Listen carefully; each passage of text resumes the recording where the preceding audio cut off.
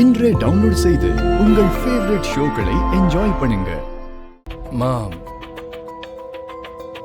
இன்னைக்கு ஏதாவது முக்கியமான நாளா? ஆமா தம்பி, இன்னைக்கு என் பையன் வாசுவோட திதி. அத்தை, என்கிட்ட ஒரு வார்த்தை சொல்லிருக்கலாம்ல. உன்னை எதுக்கு தொந்தரவு பண்ணணும்னு தான் நான் எதுவுமே சொல்லல பாரதி. பார்த்தா நீயே திடுதுப்புன்னு வந்து நிக்கிற. அதனால என்ன, நாங்க வந்ததும் நல்லதா தான் போச்சு. ஏன் பாரதி, நாமளும் இதில் கலந்துக்கலாம்ல?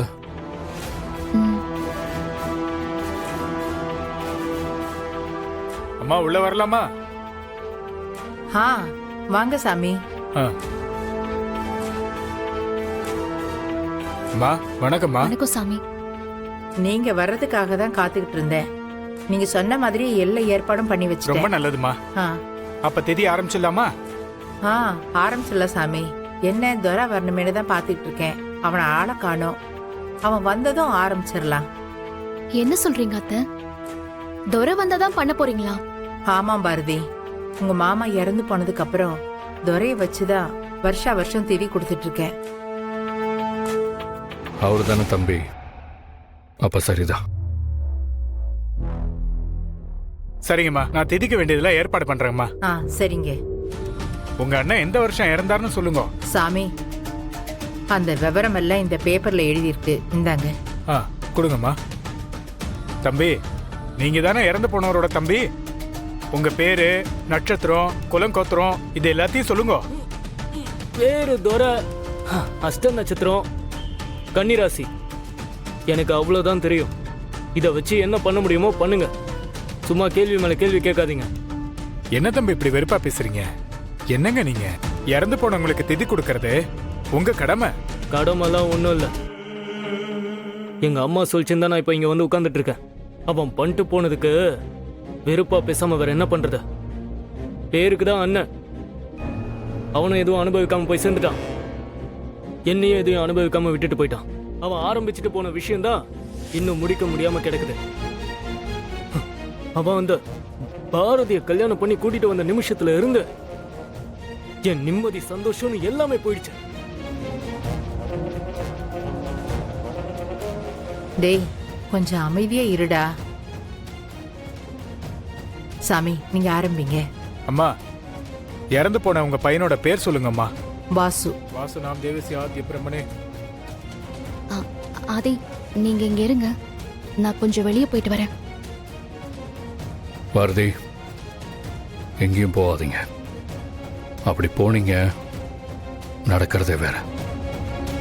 மா, இப்ப உன்னை என்ன பண்ணிட்டாங்க? எல்லாம் அவனாலதான். உன் மகன் வாசு, அதான் என் அண்ணன், செத்து போகாம இருந்திருந்தா அவனும் உன் மருமகளும் சேர்ந்து என்னை எப்பவோ இந்த வீட்டை விட்டு அடிச்சு துரத்திருப்பாங்கல்ல. அதை விடு, அவன் போய் சேர்ந்துட்டான். எனக்கும் தான் ஒரு கல்யாணம் நடந்துச்சு. ஏன் நடந்துச்சு, எதுக்கு நடந்துச்சுன்னு யோசிக்கிறதுக்குள்ள அவ என் கூட வாழவே முடியாதுன்னு விட்டுட்டு போயிட்டா. அதுக்கு காரணம் அந்த பாரதி தான்.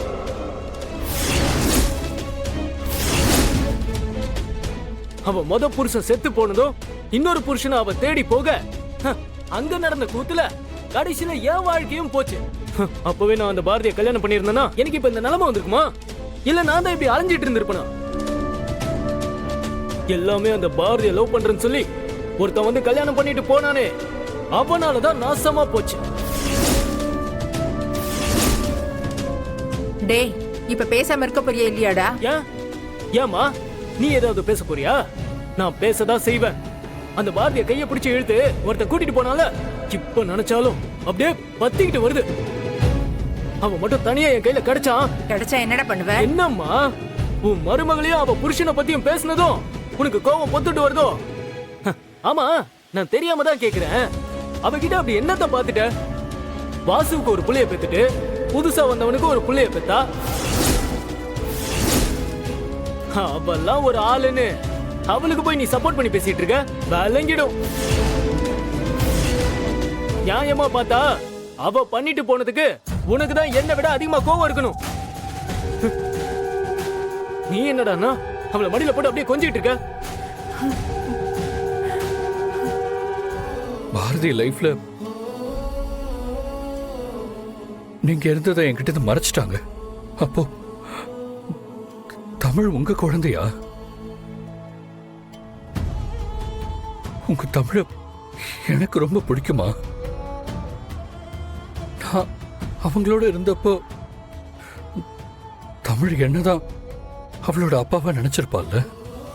அப்போ அந்த குழந்தைக்கு நான் தான் அப்பான்னு தெரிஞ்சும் அதை சொல்லிக்க முடியாம கஷ்டப்பட்டுட்டு தான் இருக்காளா?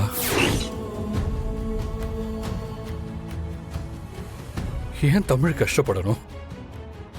பாரதி ஏன் நான் அவங்க கண்ணு முன்னாடியே இருந்தும் என்னை யாருன்னு காட்டிக்காம எப்படி ஒரு வாழ்க்கைய வாழணும்?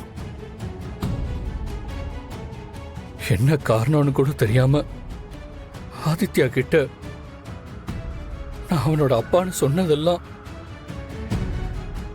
எனக்கும் அவனுக்கும் இருந்த உறவால தானே.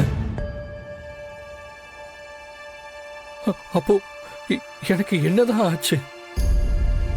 ஏன் நான் பாரதியை விட்டுட்டு போனேன்? பாரதிக்கு ஏன் இந்த மாதிரி தனியா கஷ்டப்படுற நிலைமை வந்துச்சு? அதுக்கு கண்டிப்பா நானும் ஒரு காரணமா இருந்திருப்பேன்ல. என்னோட எத்தனை கேள்விக்கும் நான் எங்க போய் பதில தேடுறது? நான் எதை கேட்டாலும் பாரதி எதுவும் பேச மாட்டேங்கிறாங்க. அப்படின்னா எனக்கும் பாரதிக்கும் நடுவுல ஏதோ பெருசா நடந்திருக்கு. ஆனா நான் ஏன் எல்லாத்தையும் மறந்துட்டேன்? எனக்கு ஒண்ணுமே புரியல வாசு. இதோ இப்ப கூட பாரதிக்கு உங்களோட கல்யாணம் நடந்த விஷயம் தெரிஞ்சு அது என்னன்னு புரிஞ்சுக்கிறதுக்கான ஒரு ஸ்பேஸ் கூட இல்லாம அப்படியே கால் போன போக்குல வந்த இந்த இடத்துல ஏதோ உங்க முன்னாடி நிக்கிறேன். இப்படி நடக்கிற எதுக்குமே என்ன காரணம்னு புரியல. பாரதியை பார்த்த அந்த முதல் நிமிஷத்துல இருந்து அவங்களுக்கும் எனக்கும் ஏதோ ஒரு தொடர்பு இருக்குன்னு நான் ஃபீல் பண்ணிக்கிட்டு தான் இருந்தேன். ஆனா அதுக்கு பின்னாடி இவ்வளவு பெரிய ரகசியம் இருக்குன்னு நான் சத்தியமா நினைச்சு கூட பார்க்கல. பாரதி கிட்ட அவங்க புருஷன் யாருன்னு கேட்டு நான் அவங்கள ரொம்ப தொந்தரவு பண்ணிருக்கேன். அதனால